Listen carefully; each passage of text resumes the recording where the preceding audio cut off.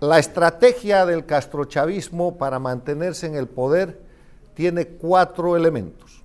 El primer elemento es resistir en el poder a como dé lugar. El segundo elemento es desestabilizar a las democracias que representan para ellos una amenaza. El tercer elemento es politizar su situación para disimular de esa manera la condición de actores del crimen organizado que ellos tienen. Y el cuarto elemento es negociar permanentemente para mantener esa situación en el poder. Voy a desarrollar cada uno de estos elementos. Resistir en el poder, desestabilizar las democracias, politizar su situación y negociar. Cuando hablamos de resistir en el poder, estamos viendo cómo la dictadura cubana, la dictadura venezolana, la dictadura nicaragüense, la dictadura boliviana, tienen cantidad de masacres en su haber. La violación de los derechos humanos no es un problema. El adversario político es un enemigo. Y al enemigo lo eliminan, lo encarcelan, le asesinan la reputación o lo fuerzan al exilio. Y forman dentro de su país, dentro del país que controlan, forman simplemente un escenario en el cual construyen una oposición funcional. ¿Qué es una oposición funcional? Es como una jaula. La jaula puede ser muy grande o puede ser muy pequeña, pero quienes están en la jaula no pueden salir de ahí. Y en ocasiones el límite es no hablar mal del dictador, en otras ocasiones puedes tener más acceso al poder, puedes ser alcalde, diputado, pero tienes que simular que eso funciona como una democracia, estando limitado fundamentalmente en la imposibilidad de acceder al poder. Y la esencia de lo que es una oposición en democracia es que es opositor a aquel grupo o actor político que por la vía de las elecciones y el Estado de Derecho tiene posibilidad de acceder al poder. Ninguna de las que se llaman oposiciones en las dictaduras de delincuencia organizada de Cuba, Venezuela, Bolivia y Nicaragua tienen la posibilidad de acceder al poder. Hacen el juego de legitimación que es para lo que están construidas. Los verdaderos opositores, lo he dicho y lo reitero, están muertos, están presos o están en el exilio. Hay excepciones que pueden confirmar la regla, pero esa es la regla. Entonces, ese es el primer elemento. Las dictaduras resisten a como dé lugar. No les importa matar a nadie o matar a cuantos. Miren Venezuela, miren Nicaragua, miren la propia Cuba, miren Bolivia, donde hay más de 20 masacres pequeñas, pero que sumadas dan decenas de muertos cometidos en los últimos casi 14 años por el dictador Morales y su régimen, aplicando la metodología castrista.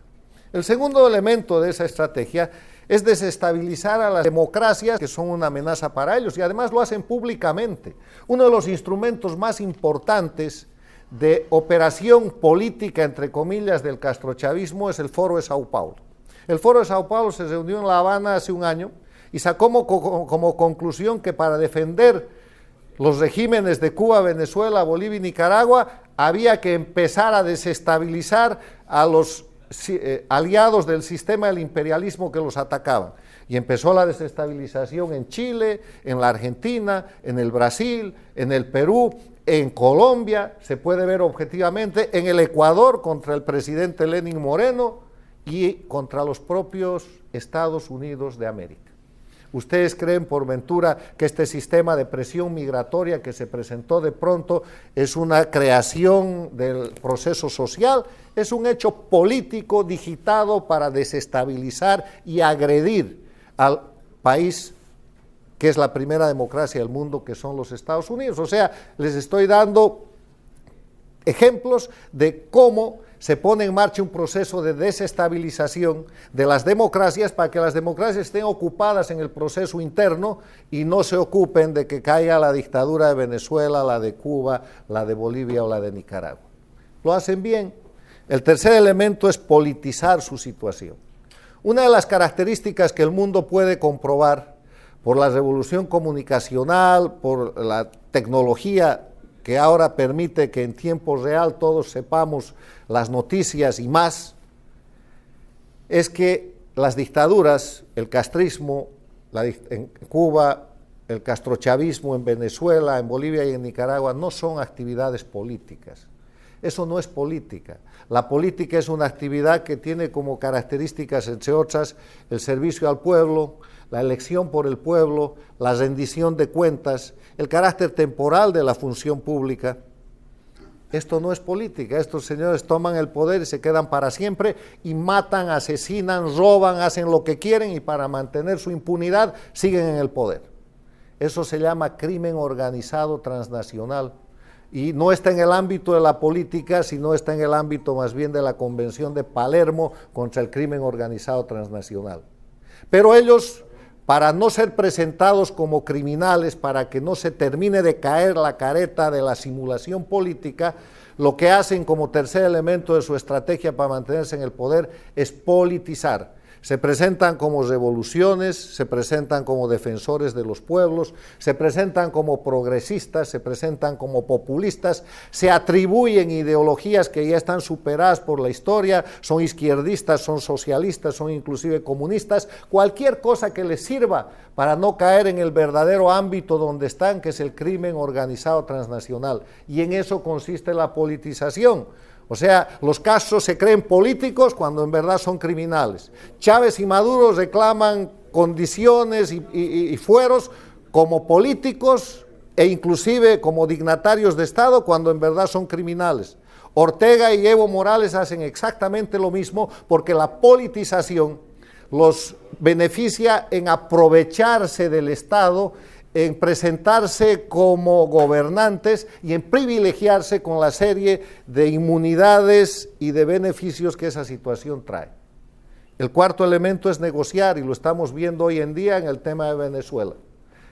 ¿Qué número de negociación es esta entre la dictadura venezolana y la oposición venezolana? Yo ya he perdido la cuenta. Han negociado siempre. Esta es la enésima negociación en la que esta vez el presidente Guaidó, sin ser reconocido como presidente, ha aceptado una negociación en Barbados, que es la continuación de la negociación de Noruega. Noruega arma la negociación y la lleva adelante y Noruega no ha reconocido a Guaidó. Entonces, en esa dinámica, el negociar es una manera de adquirir un balón de oxígeno, es una manera de tener un poder de sobrevivencia de parte de las dictaduras. La negociación es el instrumento preferido para dilatar, para distender, para volver a empezar, para dividir al adversario, para hacerle perder fuerza y para poner en marcha un nuevo momento del proceso dictatorial. Esa es la estrategia, es muy sencilla y funciona en Cuba desde hace 60 años, en Venezuela desde hace 20 y en los otros países, en Bolivia y Nicaragua desde hace casi 14. Y yo quiero hacer hincapié en que tenemos que conocer su estrategia, que viene mezclada, que viene, estos cuatro elementos se mezclan de acuerdo a la situación. Un día reprimen, meten 200 presos políticos, al día siguiente están negociando los presos políticos que van a liberar, entonces sueltan 50 y la oposición se cree que es un gran triunfo y la comunidad internacional cree que las cosas están cambiando. En medio de eso ellos se presentan como actores políticos importantes, pero el tráfico de drogas sigue inundando el mundo y siguen operando a favor del terrorismo islámico y siguen llevando adelante actividades criminales, y mientras todo eso suceda, ellos están reclamando incluso premios internacionales como actores políticos en favor de los pueblos, de unas revoluciones que no son revoluciones, son acciones de crimen organizado que solamente han llevado a los pueblos a la miseria. Esta mi exposición sería incompleta si es que no planteo cómo hacer para que esta estrategia fracase y cómo derrotar de una vez a las dictaduras. Y pueden haber muchas sugerencias estudiando la estrategia, estudiando los elementos de la estrategia, que los he planteado, los he publicado y los tengo sometidos al público político y académico para su análisis, enriquecimiento y para su aplicación. Yo creo que si reconocemos que resistir en el poder, desestabilizar las democracias, politizar su situación criminal y negociar, son los cuatro elementos fundamentales de la estrategia de resistencia de las dictaduras castrochavistas en las Américas, lo primero que hay que hacer es conocer y denunciar esta estrategia, para que la gente no caiga de nuevo en la trampa de la negociación, para que la gente deje de reconocer como políticos a los criminales, para que la comunidad internacional y la prensa libre internacional, en esa libertad de prensa que no hay en estos países dictatoriales, muestre los crímenes de estos grupos que detentan el poder en Cuba, Venezuela, Bolivia y Nicaragua y avancen en mecanismos de presión que los obliguen a dejar el poder. La otra cosa que planteo es que hay que tomar iniciativas. Esta estrategia del castrochavismo está limitando a los defensores de la libertad y la democracia en los países comprometidos, en Cuba, Venezuela, Nicaragua y Bolivia, pero también en las Américas y en el resto del mundo, a ser reactivos. Denme ustedes un ejemplo de una reciente iniciativa para terminar con la dictadura en Venezuela o en Cuba. En Venezuela la negociación, no, si eso es su estrategia.